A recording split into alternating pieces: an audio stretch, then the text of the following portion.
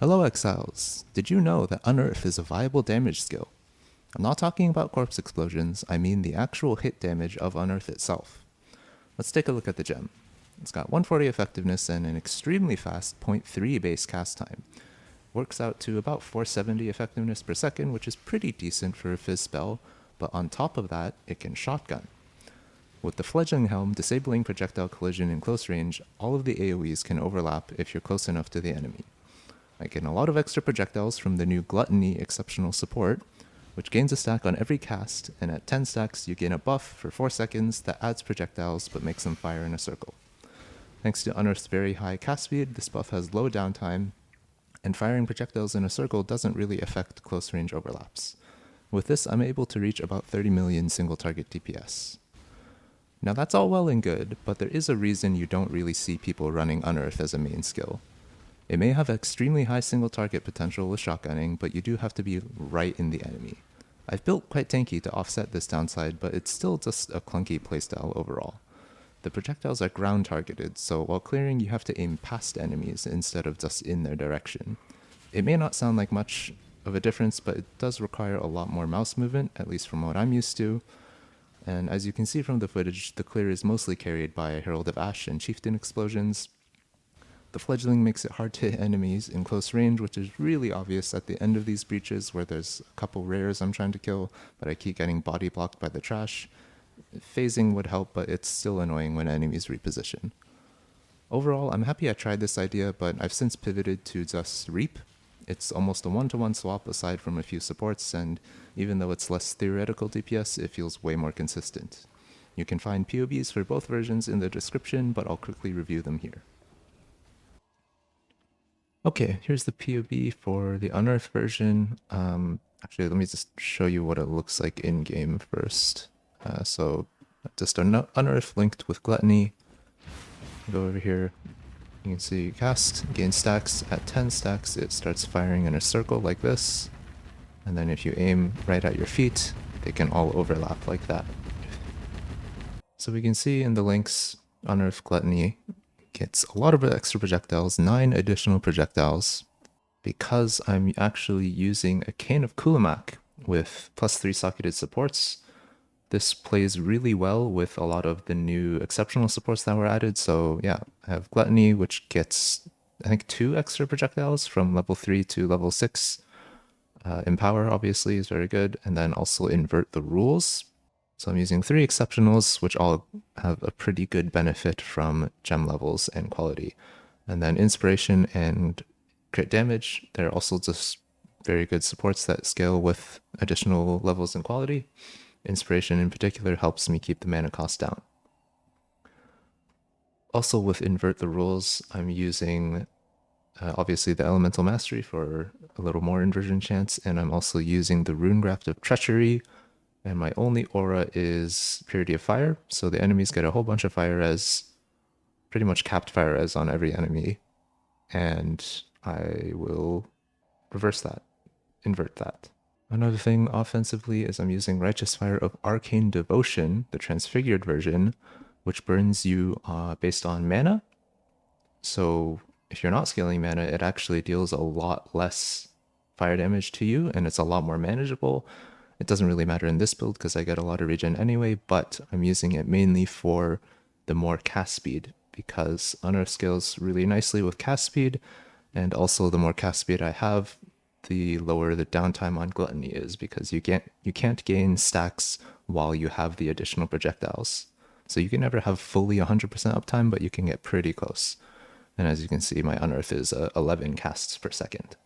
Aside from that, I am a Chieftain, mainly for 90 max res and explosions, and then I'm also taking Warcry stuff. Warcry's, it's a button spam, but if you can deal with that, the buffs are really, really strong. So I'm using Infernal Cry for Fizz's Fire, Battle Mages to solve Crit, Enduring Cry to gain a lot of regen and endurance charges, and then also Ancestral Cry for res and max res. I could also use things like Seismic Cry for armor. I think there's another one that gives move speed, but I think 4 buttons is more than enough. So for the defensive layers, as I just mentioned, I get 90 max res with Chieftain. I have endurance charges from Enduring Cry. I have a lot of regen, and I have a little bit of block. It's not really realistic to get much more than that with a staff. And so instead of that, I chose to steal Defy Pain from Champion, or not Champion, from Berserker. I think this node is a little underrated, maybe. It is quite strong. Defiance effects are always very strong. This one is a little less strong because it has to stack up. But in practice, most of the time, it does feel quite good, and I do feel really tanky with it. So that's most of the notable things about the Unearth version. Let's look at the Reap pivot, which is what I'm playing currently. So pretty much the only things you change out are you use an actual rare helmet instead of the fledgling. So I just got some life, some res, and some armor. And then for links, you get Reap, Greater Spell Cascade for overlaps, and Spell Echo. I splurged a little bit and got a Greater Spell Echo. And since these two are also exceptional supports, they still play very nicely with the +3 support gems from the Cane of Kulamak. It's not as necessary, so at this point, if I really wanted to fully respec, I could go like a scepter and a shield and get a bit more block and be a little more tanky, but I think this is more than enough. And also, Cane of Kulamak just looks pretty cool in-game, I think. And the only other thing that matters for the swap is this critical mastery. In the Unearth version, it was the +3 critical support gems, mainly for inspiration to hit a mana cost threshold. But I don't need that anymore, so you just get the crit multi versus uniques. As for gear, I guess I can do a quick overview. I saw the helmet earlier. Most of the rares are just armor, life, and res. Some life regen rate where you can get it, because Enduring Cry gives you a whole lot. Emule is +2, pretty straightforward craft. My ring has mana regen rate. I needed this for the Unearth version to fully sustain mana. I don't need it anymore, but I don't really feel like recrafting the ring. And then a cord belt just for an extra anoint, life, res, a bit of armor. And I Hunter Slammed in hopes of % life, but I didn't get it. Not a big deal. So that's the build overview. I hope you found it interesting. I certainly did. Whenever I make builds, I try to have at least 2 to 3 axes of things that are weird. In this build, it was, well, first and foremost, using Unearth as the main damage skill, and then also using the Cane of Kulamak for the plus support gems with exceptional gems, which I thought was a pretty interesting interaction. So I'll leave it at that. Again, if you enjoyed, feel free to subscribe or follow me on Twitch. And I'll leave you with some footage of the Reap version doing some T17 bosses, or I guess they're called Nightmare maps now. Thanks for watching.